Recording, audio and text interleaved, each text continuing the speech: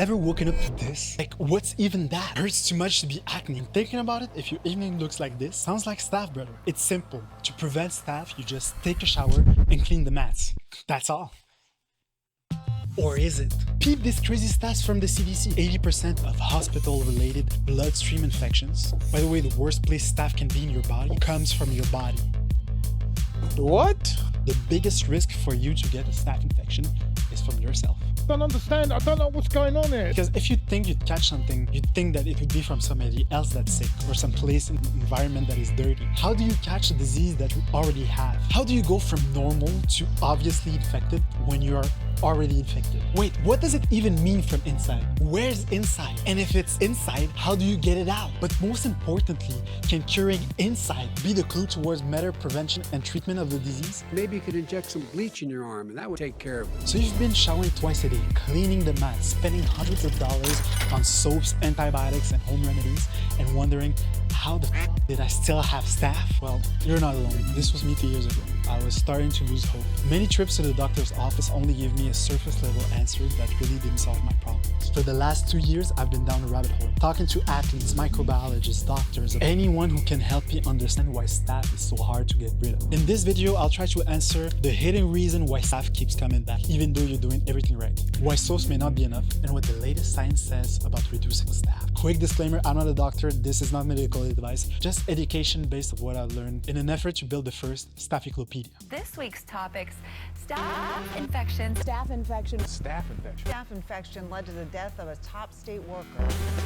A lot of pain and suffering from something that I didn't even know I was suffering from. 30% of the human population carries Staph aureus on their skin or in their nasal cavity naturally. Just because it's all around us doesn't mean MRSA is harmless. I give staph, I don't get staph. Calm the down. Methicillin-resistant Staphylococcus aureus, or MRSA. Man, that's staph. That is fucking staph. An attack alarm signal can trigger certain bacteria to become dormant and more resilient to antimicrobial. And then you get staph again, and then you take more antibiotics, and then it wipes out your stomach even worse, and then you get staph again. So it's like a cycle where you just keep getting staph and keep fucking up your immune system in your stomach. Breaking down the information for you and telling you what you need to know to keep you healthy.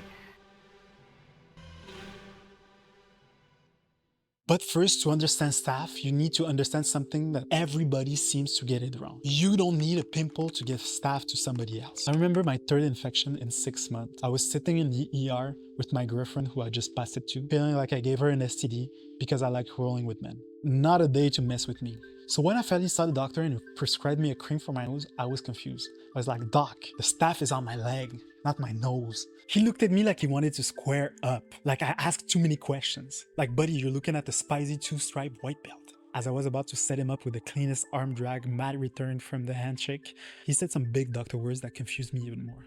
Staph exists in the normal flora. You just happen to be colonized. Check this out, though. First of all, you throwing too many big words at me. Okay, now, because I don't understand them, I'm going to take them as disrespect. I was like, your mother is colonized.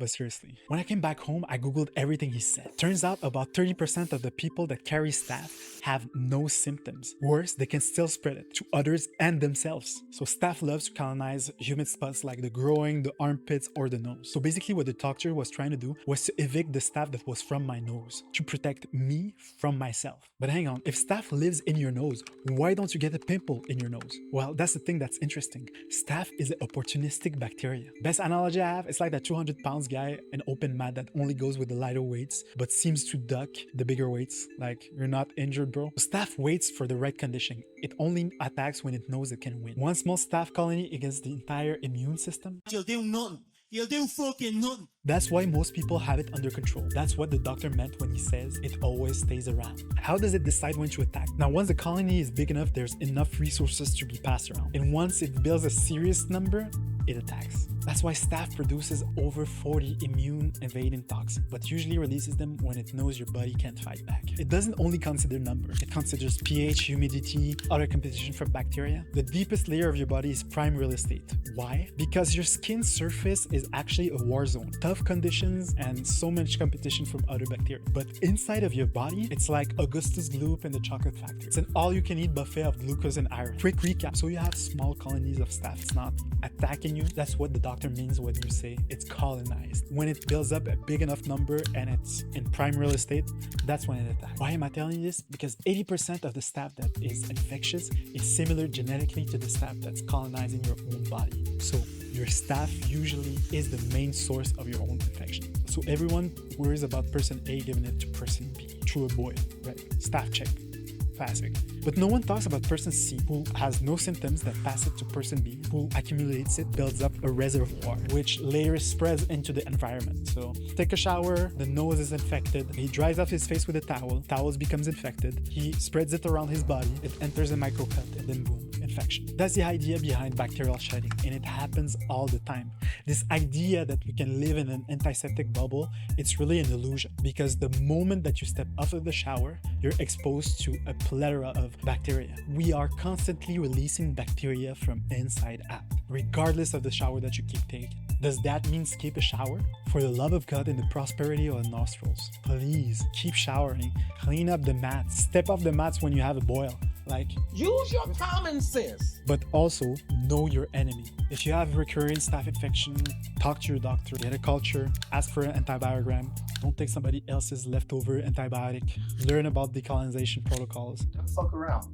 Okay, it's time to go. When I tried to decolonize, my doctor prescribed me mupirocin in the nose twice daily for the first week of every month, and chlorhexidine washes 3 times a week for 6 months. And let me tell you, it sucked. The cream dried out my nose quicker than a weekend with Craig Jones, and the soap wrecked my skin. But also, it didn't make sense. Like, how is it supposed to prevent me from catching staph if I train 7 days a week, but I'm usually supposed to take it only 3 times? What happens with the 4 other week where I'm exposed to staph? But listen, I gave it a shot.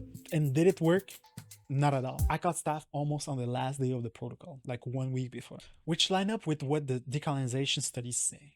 Of note, antibiotic antiseptic-based decolonization is only considered appropriate for only a short period of time, such as preceding surgical intervention. This is because patients tend to become recolonized within weeks after becoming decolonized, and prolonged exposure to antibiotics and antiseptics is advised against due to the consideration of resistant development and harmful effects on the skin, which include sustained disruption of the microbiota.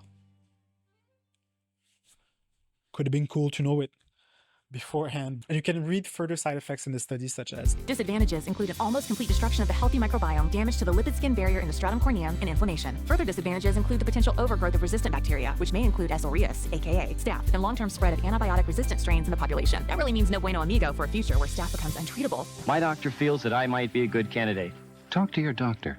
Great. So what actually worked? Well, the study points towards a decolonization protocol that's been studied by the NIH, which is quite promising. Let me read you quickly that. It's the use of Bacillus subtilis MB40 taken orally for a month to reduce staph by 65% in the nose and 97% in the gut, for a total of 95% in the body, all while keeping your microbiome healthy, which I found really weird reading the study because the gut isn't addressed when we talk about staph. But now that I learned about it, it opened up a biggest can of worms. Most people don't know this, but the nose is like its second residence of staph, maybe like a layover flight. And what I'm about to tell you might shock you, so much so that you might never want to roll or spar again. So in this next video, I'll tell you everything about how it spreads, from yourself to the mats, to your skin, and across all your teammates.